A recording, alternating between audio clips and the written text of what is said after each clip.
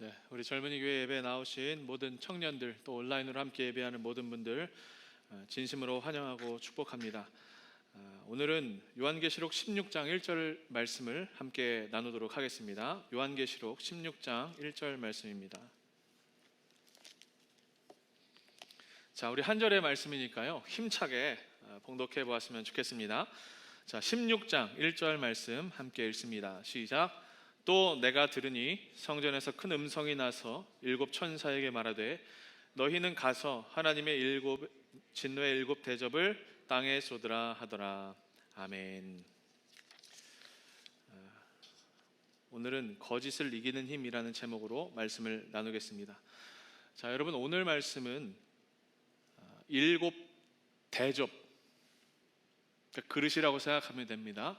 일곱 개의 대접에서 쏟아지는 재앙과 아마겟돈 전쟁에 관한 말씀입니다.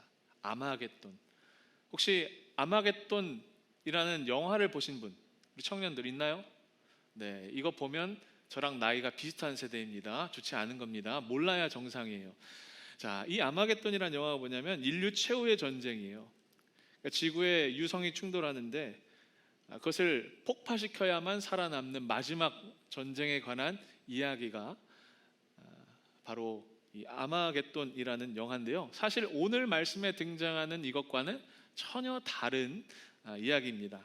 자, 오늘 일곱 대접과 아마겟돈 전쟁에 대한 이야기를 함께 나누도록 할게요. 본문이 오늘 이렇게 시작합니다. 1절 말씀입니다. 좀 전에 읽었죠? 우리 다시 한 번만 힘차게 읽어봤으면 좋겠어요. 시작. 또 내가 들으니 성전에서 큰 음성이 나서 일곱 천사에게 말하되 너희는 가서 하나님의 진노의 일곱 대접을 땅에 쏟으라 하더라. 성전에서 큰 음성이 납니다. 이 음성이 무엇인가 하면 하나님의 음성입니다. 자, 이 하나님의 명령대로 이제 일곱 대접이, 일곱 접시가 하나씩 하나님의 재앙을 쏟아내는 겁니다. 자, 그런데 여러분, 이 일곱 대접의 심판, 재앙은 전에 여러분 혹시 기억하시는지 모르겠어요. 두루마리를 감싸고 있는 일곱 인을 하나씩 뗄 때마다 재앙이 임했고, 또 일곱 나팔을 불 때도 재앙이 있었어요. 오늘 일곱 대접을 하나씩 쏟을 때도 재앙이 있는데 이전에 있던 재앙과는 완전히 달라요.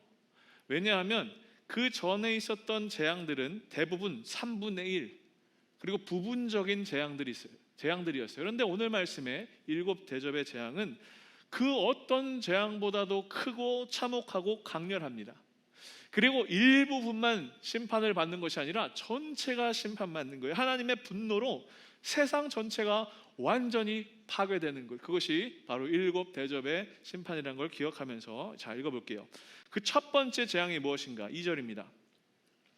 첫째 천사가 가서 그 대접을 땅에 쏟음에 짐승의 표를 받은 사람, 666,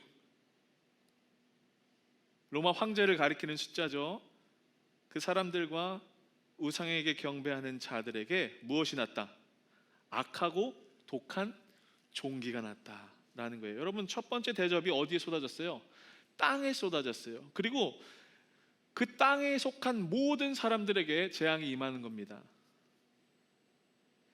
로마 황제를 숭배했던 사람들, 666의 표를 받았던 모든 사람들이 영향을 받는데 이 심판이 뭐예요? 악한 종기, 악성 종기가 나는 거예요. 일종의 피부병이죠. 여러분, 이 종기라는 것은 우리 출애굽 당시에 모세가 바로에게 가서 내 백성을 보내라 라고 할 때 바로의 마음이 완악해져서 이스라엘 백성을 보내주지 않자 하나님이 애굽에 10가지 재앙을 내리시는데 그 중에 6번째 재앙이 이 악한 종기가 나는 재앙이었어요. 여러분, 마지막 때에는 우리 인간의 의학기술로는 알 수 없는 질병, 신종 바이러스 이런 것들이 생기는데 특히 마지막 때는 우리가 알 수 없는, 도무지 이 원인을 분석할 수 없는 질병들이 막 생기는 겁니다. 그게 더 심해지는 거예요. 우리가 지금 그런 시대를 살고 있지 않습니까? 그렇죠? 그런데 여러분, 하나님이 일곱 대접 심판을 내리시는데 엄청나게 크고 강력하고 참혹한 심판인데 그 첫 번째 재앙이 무엇이었습니까? 악한 종기가 나는 거였어요. 피부병이었어요. 여러분, 조금 이상하지 않습니까? 하나님이 심판을 내리시는데 그게 고작 피부병이에요. 여러분, 이 피부병이라는 것은요, 우리 인간이 겪을 수 있는 여러 질병 중에는 상대적으로 조금 약한 질병이에요. 그렇죠? 하나님이 심판을 내리시는데 이왕이면 심장을 막 마비를 시키든지, 갑자기 우리 피가 멈추게 한다든지, 막 이런 몸에 병이 나야 되는데, 피부병은 여러분 상대적으로 조금 버틸 수 있잖아요. 견딜 수 있잖아요.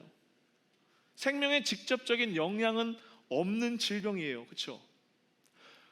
그렇다면 하나님은 왜 이 첫 번째 재앙을, 이 피부병을 주셨을까? 여기는 이런 의미가 담겨 있어요. 사람들이 하나님의 심판을 딱 보았을 때, 피부병? 내가 생각한 것보다 조금 약한데? 고작 저것밖에 안 돼? 라는 마음이, 그런 생각을 하게 되면서 하나님의 심판에 대해서 면역력이 생기는 거예요. 하나님의 심판이라고 해서 너무 무서울 줄 알았는데 생각해 보니까 별거 아니네? 라는 마음이 든다는 겁니다. 이 말이 뭐냐? 여러분, 하나님이 주시는 진짜 재앙은요, 작은 것으로 인해 마음이 더욱더 굳어지고 단단해지는 거예요. 작다라는 이유로 하나님이 살아계신 것을 그냥 외면하는 거예요. 이 정도쯤은 할만하지 않나? 라는 마음이다. 그게 진짜 재앙이다 라는 겁니다. 여러분, 우리가 코로나를 지나고 있습니다. 이 시간을 통해서 우리가 무엇을 경험했습니까? 정말로 하나님의 은혜가 아니라면 우리는 단 한순간도 살 수 없는 존재구나. 우리 인간은 너무나 나약하고 연약하고 무기력한 존재구나 라는 것을 우리가 깨달았어요. 그렇죠? 하나님이 멈추시면 우리가 그동안 누려왔던 모든 것이 한순간에 중단된다는 것을 우리가 깨달았어요. 우리가 그걸 너무 절실히 느꼈어요. 그런데 여러분, 제가 요즘 이런 생각이 들더라고요. 이제 코로나가 조금씩 잠잠해지고, 이제 11월이면 위드 코로나 한다라는 이야기들이 있는데, 그런 것들을 통해서 조금씩 우리의 일상이 회복되기 시작할 때 우리가 어쩌면 코로나 생각해보니까, 지나보니까 별거 아니네, 이런 마음을 품을 수 있다라는 거예요. 그 고통을 지나갈 때는 너무 괴로워서 힘들어했는데 지나고 보니까 고작 이것밖에 안 돼? 라는 마음의 완악함이 생기는 것, 그게 진짜 재앙이라는 거예요. 그게 바로 종기의 재앙입니다.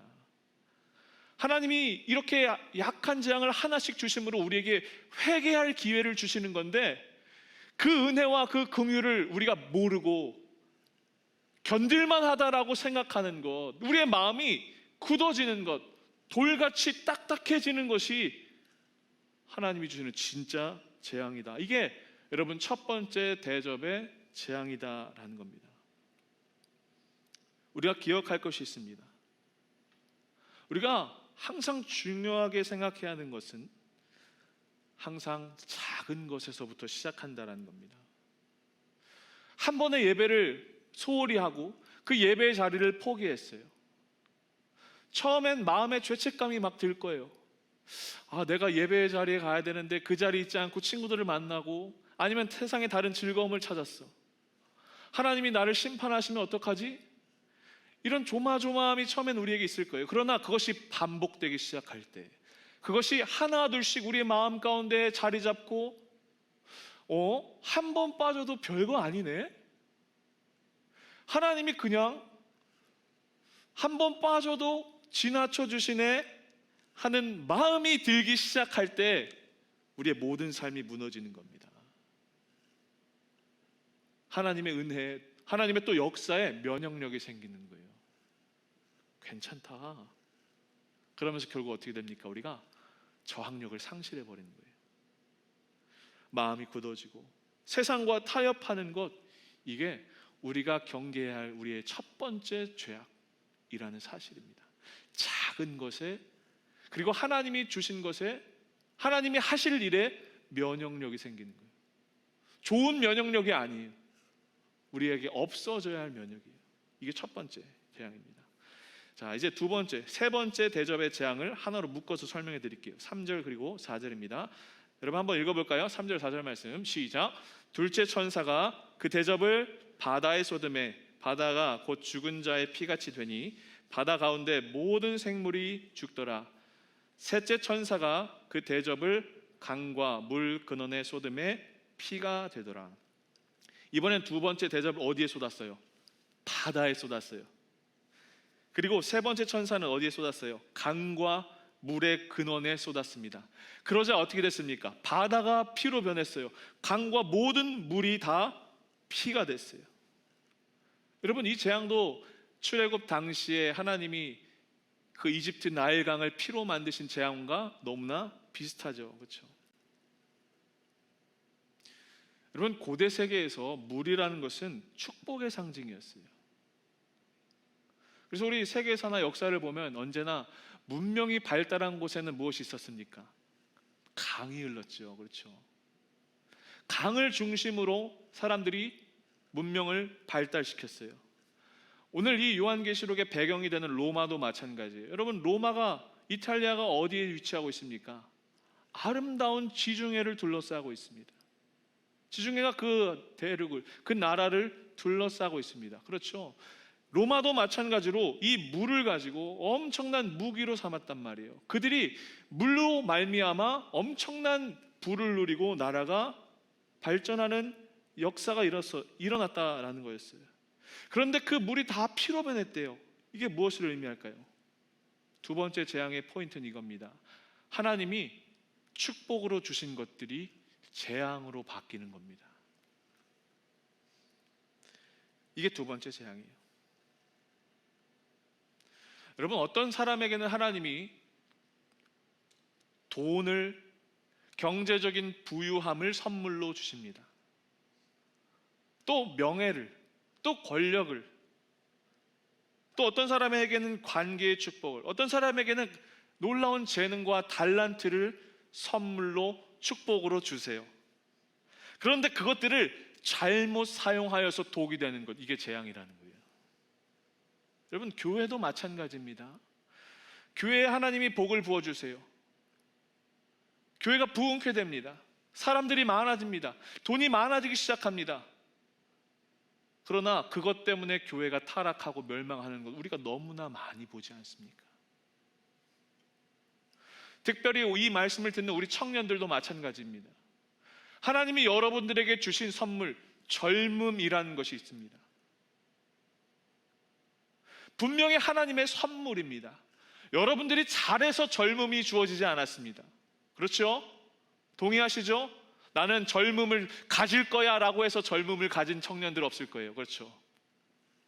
그러나 그 축복을 잘못 사용하면 재앙이 될 수 있다는 거예요. 젊다라는 이유로 내 마음대로, 내가 하고 싶은 대로 하나님을 외면한 내 뜻대로 하는 모든 것들, 젊음을 이용해서 하는 모든 것들이 재앙이 될 수 있다는 겁니다. 아마 지금 여기 있는 많은 청년 중에 청소년기나 아니면 다른 어떤 시간을 통해서 하나님을 뜨겁게 만난 체험들이 있었을 거예요. 30대 이상 된 청년들도 있지요. 내가 20대 때는 내가 이렇게 열심히 헌신하고 봉사했었어. 하나님이 열정과 뜨거움과 그 헌신의 마음을 주셨어요. 그러나 그것이 잘못되기 시작하는 거예요. 어떻게? 나의 교만함과 나의 자랑과 나의 어떠함을 드러내는 수단으로 활용되기 시작하는 거예요. 교만해지는 거예요. 신앙의 연수가 경력으로 바뀌는 겁니다. 그걸 내세우는 겁니다. 이게 재앙이라는 거예요. 하나님, 우리 청년들 잘 기억하세요. 내 젊음이 하나님이 주신 축복으로 끝나기를 바랍니다. 선물이 선물 되기를 원합니다. 선물이 재앙되는 젊음이 아니라 하나님이 귀히 사용하시는 청춘이 되시기를 바랍니다. 이게 두 번째, 세 번째 재앙이었어요. 자, 네 번째로 넘어갑니다. 8절 그리고 9절입니다. 자, 이것도 한번 읽어볼게요. 다 같이 시작. 넷째 천사가 그 대접을 해에 쏟음에 해가 권세를 받아 불로 사람들을 태우니 사람들이 크게 태움에 태워진지라. 이 재앙들을 행하는 권세를 가지신 하나님의 이름을 비방하며 또 회개하지 아니하고 주께 영광을 돌리지 아니하더라. 네 번째 재앙이 어디에 쏟아졌어요? 태양에 쏟아졌어요. 태양에. 여러분, 어떤 학자들은 이 말씀이 이제 앞으로 지구에 닥칠 엄청난 핵 전쟁을 의미하는 말씀이다라고 합니다. 핵 전쟁. 맞는 말인지는 모르겠어요. 그러나 조금 무리가 있는 것 같아요. 이 말씀의 본래 의미는 무엇이냐면, 여러분, 세상이 너무 뜨거워져서 사람들이 고통을 받는데요. 그리고 그 해가 가지고 있었던 밝음이 다 사라지고 어둠이 되어서 사람들이 두려움에 빠지고 몸에 고통이 생긴대요. 이게 해에 관한 말씀이었어요. 이건 무엇을 의미할까요? 당시 태양이란 것은 제국의 권세를 상징하는 걸로 사용됐어요. 그런 의미예요. 우리 인간은 모두 다 해로부터 양분을 받습니다. 그렇죠? 태양이 없으면 우리가 살 수 없어요. 당시에 많은 사람들이 로마 황제의 은혜를 힘입어서 살아가는 사람들이 있었을 거예요. 짐승의 표를 받아서 로마 황제를 숭배하며 그 성은을 입어서 살아가는 사람들이 있었다라는 거예요. 그러나 하나님 뭐라고 말씀하세요? 그 해가, 사람을 살렸던 그 해가 사람들을 다 태워 죽인다라는 거예요. 그들이 의지했던 권력, 그들이 아부하면서 누렸던 권세가, 그들이 숭배했던 그것으로 말미암아 다시 다 태움받고 다 멸망하게 될 것이다라는 거예요. 로마 황제에게 절하고 그 권세 앞에 복종했던 자들이, 그렇게 출세했던 자들이 결국 로마 황제로 인하여 다 죽임을 당한다는 거예요. 종합해 보면 이런 겁니다.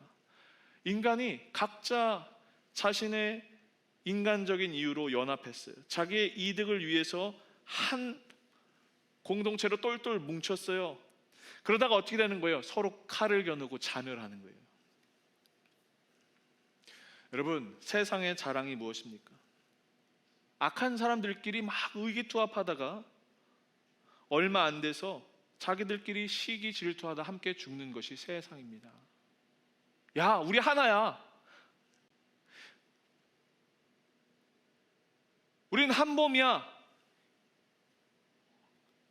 이게 세상의 사랑이라는 거예요. 그러나 그것이 자기들의 이익과 자기들의 생존의 문제와 걸리기 시작할 때 언제 그랬냐는 듯이 배신하고 배반하는 것, 분열되는 것, 이것이 하나님이 허락하시는 네 번째 재앙이에요.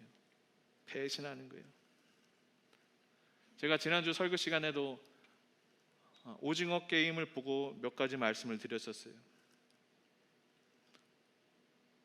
내용을 말하면 스포가 되니까 내용은 말 안 할게요. 어쨌든 여러분, 사람들이, 특히 거기는 악한 사람들이 그 돈을 가지기 위해서, 이익을 얻기 위해서 처음에는 의기투합합니다. 그렇죠? 우리 하나야.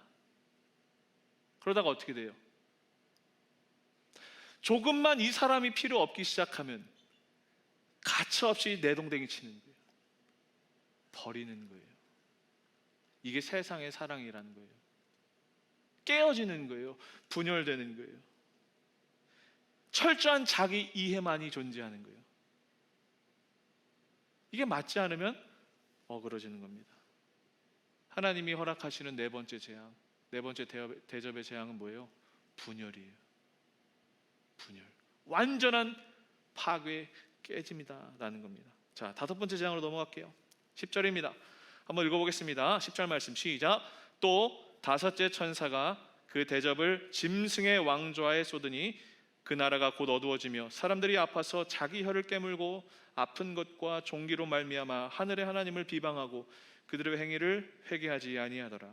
대접이 어디에 쏟아졌어요? 이번엔 짐승의 왕좌에 쏟아 부어졌어요. 짐승의 왕자는 어디일까요? 로마 황제의 보좌입니다. 하나님을 대적하는 적 그리스도의 세력 한복판에 재앙이 떨어지는 겁니다. 그로 인해서 어떤 결과가, 어떤 현상이 펼쳐진다고 합니까? 사람들이 너무 고통스러워서 자기 혀를 깨문대요.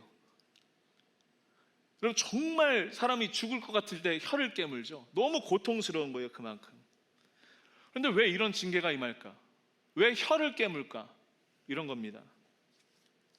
하나님을 대적하는 적 그리스도의 세력들이 그 혀를 가지고 무엇 했어요? 하나님을 회방하면서 성도들을 향해서 비난했어요. 조롱하고 멸시했어요. 놀리는 거예요. 너 크리스천이야?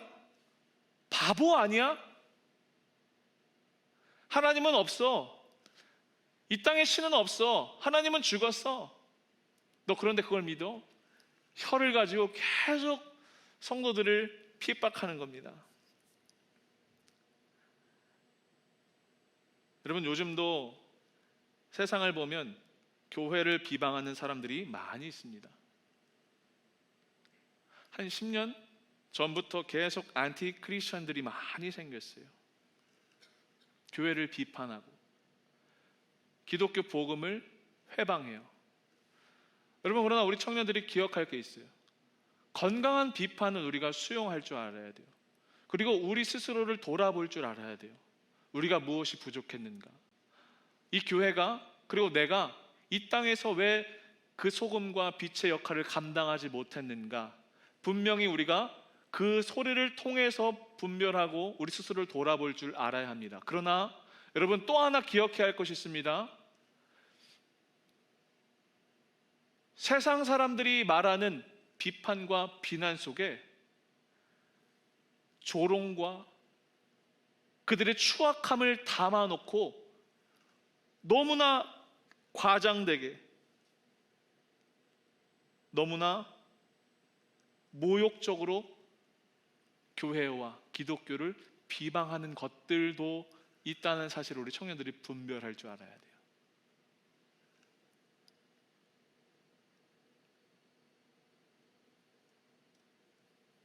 제가 지난주에 오징어 게임 재미없다고 했는데 사실 너무 재밌었어요. 고백할게요. 한 번에 한 4화인가 5화까지 보고 제가 지난주 말씀 전하면서 오징어 게임 보니까 뭐 반기독교적인 정서가 뭐가 있는지 잘 모르겠어요 라고 했는데, 여러분, 그 다음부터 보니까 진짜 그렇더라고요. 굳이 이런 내용들이 왜? 저 사람이 왜 저런 말을 해? 라는 기독교를 비방하고 기독교를 조롱하는 내용들이 정말 많이 있더라고요. 끝까지 그렇더라고요. 물론 어느 정도 일리가 있고 우리 스스로를 돌아봐야 할 내용들이 있습니다. 그러나 제가 그걸 보면서 이런 느낌이 들었어요. 좀 필요 이상의 것들이 너무나 많이 있고, 우리 기독교를 절반만 알고 절반은 모르는 상태에서, 잘 알지 못하는 상태에서 저렇게 이야기하는구나. 물론 우리가 우리 스스로를 잘 이야기하지 못하고 우리가 가진 복음을 세상에 잘 설명하지 못한 것도 우리의 연약함이라면 연약함이지만, 그럼에도 불구하고 세상은 여전히 과장되게 그것을 이야기하는 측면이 분명히 있다라는 거예요. 그러나 여러분, 잘 들어보세요. 오늘 이 5번째 대접에서 하나님이 어떻게 하신다고요? 그들이 너무 고통스러워서 그 혀를 깨물게 하신대요. 이 말은 뭘까요? 하나님을 회방하고 조롱했던 그 혀, 그 입술을 반드시 엄청난 심판으로 임하게 하시겠다는 거예요. 사람들이 이야기합니다. 하나님을 비방합니다. 하나님의 이름을 망령되이 일컫습니다. 그러나 하나님은 뭐 하시는지 모르겠어요. 왜 그들의 비방에 침묵하시는지 모르겠어요. 너무나 가슴이 답답할 때가 있어요. 교회가 이렇게 세상에서 빛을 잃고 추락해도 되나? 마음에 불편할 때가 있었어요. 그러나 오늘 말씀을 보면서 하나님이 다 듣고 계시는구나. 여러분, 하나님이 다 알고 계세요. 다 기억하고 계세요. 교회 밖에 있는 사람들뿐만 아니라 여러분들이 이 공동체에 속해서 하나님을 회방하고 하나님의 이름을 여전히 망령되이 일컫는 모든 말들을 하나님은 다 알고 계세요. 다만 침묵하고 계실 뿐이에요. 우리 입술로 짓는 죄들, 우리가 입술로 하나님의 살아계심을 부정하는 많은 말들, 여러분들 어떤 입술을 가지고 어떤 말을 하면서 살고 계십니까? 여러분들이 말하는 것이 여러분들의 정체성입니다. 분노가 막 피어오릅니까? 누군가를 향한 정죄감이 막 나오고 있습니까? 상황을 원망하는 말들이 있습니까? 그것이 여러분들의 정체성일 수 있다는 거예요. 우리가 어떤 사람들이다. 우리는 하나님의 인치심을 받은 거룩한 성도들이에요. 그 존재에 합당한 입술이 되어야 돼요. 여러분은 일상에서 무엇을 말하고 있습니까? 이것을 기억해 보시길 바라요. 자, 그 다음 넘어갈게요. 6번째 재앙이에요. 12절 말씀입니다. 시작, 읽어볼게요. 6번째 말씀 시작. 또 6째 천사가 그 큰 대접을 큰 강 유브라데에 쏟음에 강물이 말라서 동방에서 오는 왕들의 길이 예비되었더라. 6번째 대접은 어디에 쏟아졌습니까? 큰 강 유브라데예요. 이 말은 무엇이냐면, 여러분, 강이 말라버리면 이 강이라는 것은 경계선입니다. 그러니까 한 국가의 보호선 같은 역할이에요. 장벽 같은 거죠. 로마도 이 유브라데 강이 있었기 때문에 다른 예전에도 얘기했죠. 파르티아 제국이나 게르만족이나 이런 족속들, 이런 민족들로부터 자기 스스로를 지킬 수 있었어요. 근데 강이 말라버리면 어떻게 되는 거예요? 그 경계가 허물어지는 거죠. 그래서 동방의 왕들이 쳐들어오는 거예요. 이 말은 무엇이냐? 왜 이 재앙이 임하는가? 하나님이 주시는 6번째 심판과 재앙은 우리가 가지고 있는 많은 경계들이 허물어지는 거예요.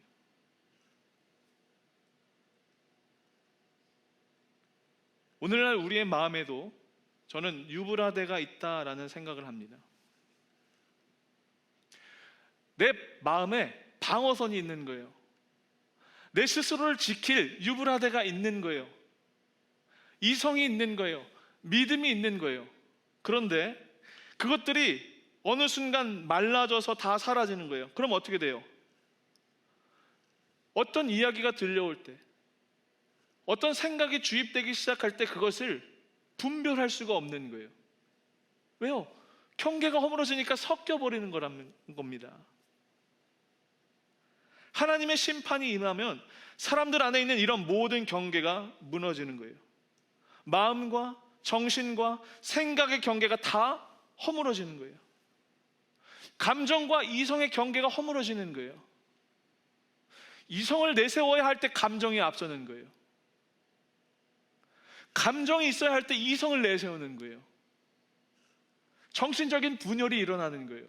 충동이 일어나는 거예요. 현실과 가상세계가 구분이 안 되는 거예요. 요즘 청소년들 게임 많이 하죠. 우리 청년들도 그렇죠. 뉴스를 보면 어떻습니까? 게임하다가 총 쏘는 게임하다가 아니 칼로 찌르는 무언가를 하다가 현실이 분간이 안 가는 거죠. 가상과 현실이 분간이 안 돼서 어떻게 해요? 범죄를 저지르는 이런 일들이 이미 우리 가운데 펼쳐지고 있지 않습니까? 선을 넘는 것, 선이 허물어져 버리는 것, 경계가 사라지는 것, 이것이 하나님의 6번째 재앙이다라는 거예요.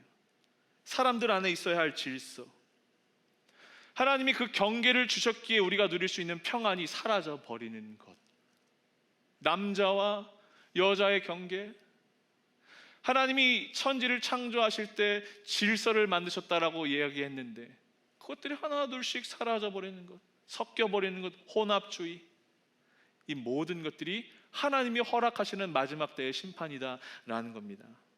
우리 안에도 이런 유브라데들이 다 무너질 수 있다는 걸 기억해야 돼요. 자, 그리고 이 6번째 재앙이 임했을 때 여기서 끝이 아닙니다. 13절이요. 또 내가 보매 개구리 같은 새 더러운 영이 용의 입과 짐승의 입과 거짓 선지자의 입에서 나왔다. 자, 이 말씀 잠깐만 띄워주세요. 여기에 중요한 단어들이 몇 가지 있어요. 개구리 같은 새 영, 그 새 영이 어떤 영이에요? 용, 짐승, 거짓 선지자죠. 용, 짐승, 거짓 선지자, 용, 짐승, 거짓 선지자. 무엇을 의미합니까? 용은 하나님의 버림을 받은 타락한 천사, 적 그리스도의 핵심 수뇌부죠. 그리고 그 일을 행하는, 그들의 명령을 받고 일을 행하는 사람이 존재가 어떤 거예요? 짐승이죠. 그리고 그 옆에 누가 있습니까? 거짓 선지자들이 붙어 있어요. 완전한 인간의 삼위일체예요. 하나님을 모방하는 거죠. 하나님의 삼위일체를 인간이 똑같이 모방하고 자기가 예배를 받고 싶어 한다는 것을 이야기 나눴었죠. 그렇죠? 그런데 이 새 영들이 어떤 영이었대요? 개구리 같았대요. 이 말은 뭘까? 왜 갑자기 개구리가 또 나오는 거야? 설명해 드릴게요. 우리 노래 중에, 우리가 부르는 동요 중에 개굴 개굴 개구리 노래를 한다, 맞죠? 이런 동요가 있죠. 개구리가 이렇게 너무나 아름답게 개굴 개굴 우는 것으로 우리는 이해하고 있지만, 여러분, 저는 그런 경험을 해본 적이 있어요. 어느 날 이렇게 길을 가는데 가파른 산이 하나 있었거든요. 비 오는 날이었어요. 근데 저 산 속에서 개구리들이 동시에 부활을 했나 봐요. 뭐 비가 와서 그런지 모르겠는데 아름다운 개구리의 소리가 아니라 수만 마리의 개구리가 동시에 막 부르짖는 거예요. 근데 그게 너무 무섭더라고요. 그런 경험 해보셨는지 모르겠어요. 개구리는요, 합창을 하는 거예요. 똑같은 말을 하는 거예요. 개굴 개굴 개굴, 이 소리가 그 산에 만방에 가득해서 울려 퍼지는 것처럼 이 거짓 영들이 하는 일은 무엇이냐면 똑같은 소리를 계속 내는 거예요. 합창을 하는 거예요. 그래서 어떻게 하냐? 결국엔 진리를 가리우는 것. 어떻게 되는 거냐? 자, 여러분, 동조 실험이라는 게 있었어요. 이게 뭐냐면 인간의 심리를 이용한 실험인데 6명의 사람을 놓고 1, 2, 3번의 선택지를 줍니다. 답은 3번이에요. 그런데 앞에 있는 5사람이 동시에 다 1번이다, 1번을 선택했다라는 이야기를 듣고 제일 마지막 사람이, 이 실험을 모르는 사람이 선택을 하라고 했을 때 거의 한 75%가 정답이 아닌 그 앞에 있는 5사람들이 선택한 것을 선택했다라는 거예요. 이게 동조예요. 인간의 심리예요. 개구리들이 합창을 해요. 거짓 영들이 이야기를 해요. 똑같은 이야기를 해요. 그것에 진리를 분별하지 못하고 어리석게 속아 넘어가는 거예요. 이게 마지막 6번째 재앙의 결과였어요. 다수가 일관되게 거짓된 진리를 말하는 거예요. 거짓된 확신이 정말 무서운 재앙이다라는 겁니다. 우리 시대에도 그런 것들이 있죠. 사람들이 다수로 다 이제 이렇게 사는 거야. 크리스천도 이제 이렇게 할 수 있는 거야. 열의 9은 그렇게 이야기하는 거예요. 우리를 속이는 거예요. 무엇이 진리인지 모르고 우리가 넘어가는 거예요. 아, 내 옆에를 보니까 저렇게 사는 게 맞는 거구나. 저 사람도 저렇게 사네. 저 사람도 저런 믿음을 가지고 저런 모습으로 하나님을 믿는다고 하는구나. 다 넘어가는 거예요. 이게 6번째 재앙이에요. 자, 이제 이 6번째 재앙 후에 마지막 아마겟돈 전쟁이 펼쳐집니다. 14절 그리고 16절의 말씀입니다. 그들은 귀신의 영이라 이적을 행하여 온 천하 왕들에게 가서 하나님 곧 전능하신 이의 큰 날에 있을 전쟁을 위하여 그들을 모으더라. 그 새 영이 천하 왕들에게 가서 모든 세력을 모으는 거예요. 전쟁을 위해서. 그 새 영이 히브리어로 아마겟돈이라 하는 곳으로 왕들을 모았다. 자, 이게 성경이, 요한계시록이 말하는 아마겟돈의 전쟁입니다. 적그리스도의 세력들이 세상의 모든 권세 잡은 왕들을 모아서 하나님의 백성을 대적하는 총력전을 펼치는 거예요. 그 집결지가 어디예요? 아마겟돈이에요. 아마겟돈이 어딜까?